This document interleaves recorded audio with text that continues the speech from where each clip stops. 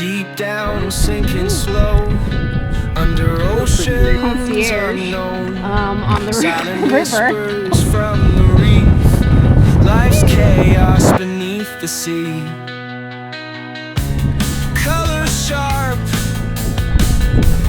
vibrant glow. In the deep where creatures show.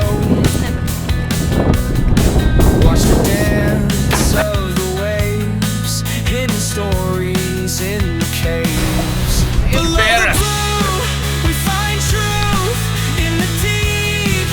Forget our youth, a lost soul swimming free. Come in and find a boat about that big. Found it. Just you and me.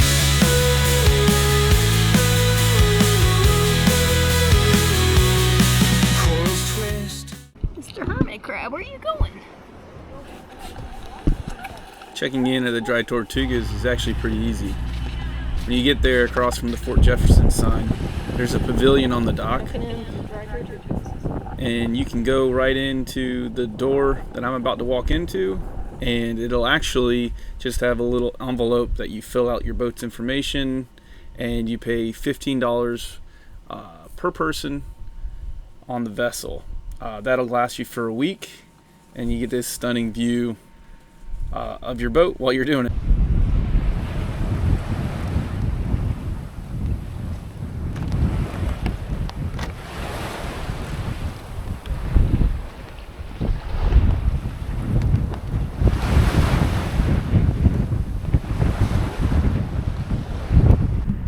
Here's Lisa standing on the top of the fort.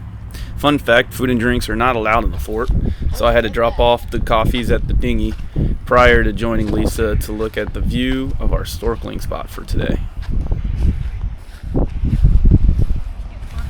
Today we are snorkeling the coal refueling station.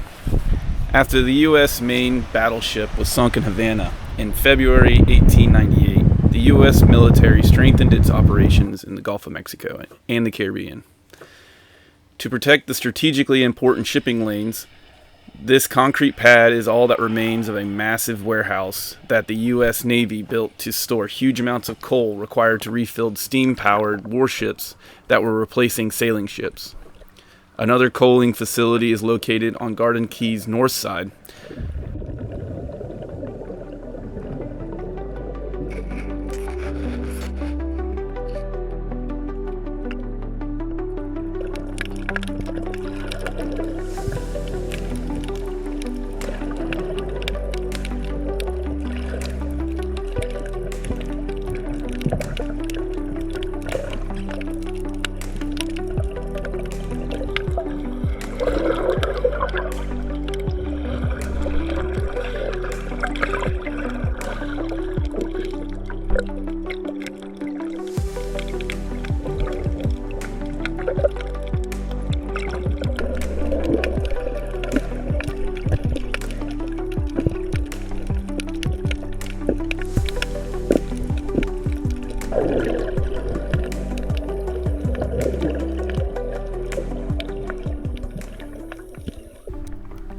Leaving the coaling docks, we swam over to the outer wall of the fort's moat. Here you can see many cracks in the wall where fish like to hide, and large portions of the moat wall has fallen off. Beware of waves and current, because it can put you into the wall if you're not careful. One of my favorite things to see while diving are colorful creatures in the coral that retract if you disturb the water or sunlight. These are actually called Christmas tree worms, and they live their entire lives in a tube they built. The Christmas tree portion of the worm is what is used to capture their prey and breed, so they are commonly called their gills.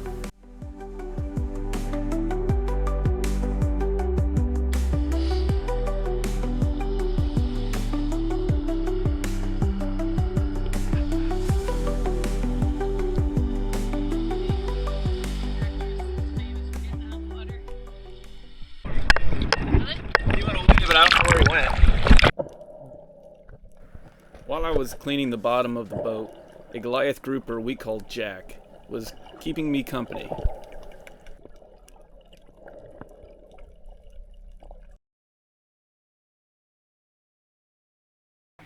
Let's see what Lisa's up to. Looks like Lisa is sewing the sides to our Dodger we started in Clearwater.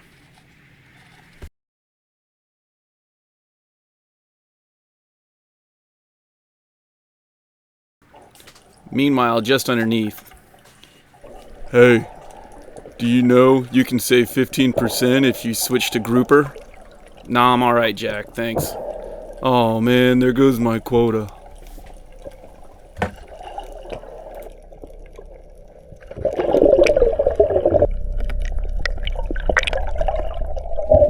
While diving on the bottom of the boat, I look at the rudder to see if it's loose. I check the zinc anode is present and not too used up. The zinc is a sacrificial piece of metal that gets corroded as the electrical ground is connected to the ocean. I check the keel to see if there are any new marks, and then I check the anchor and chain to check for any fouling.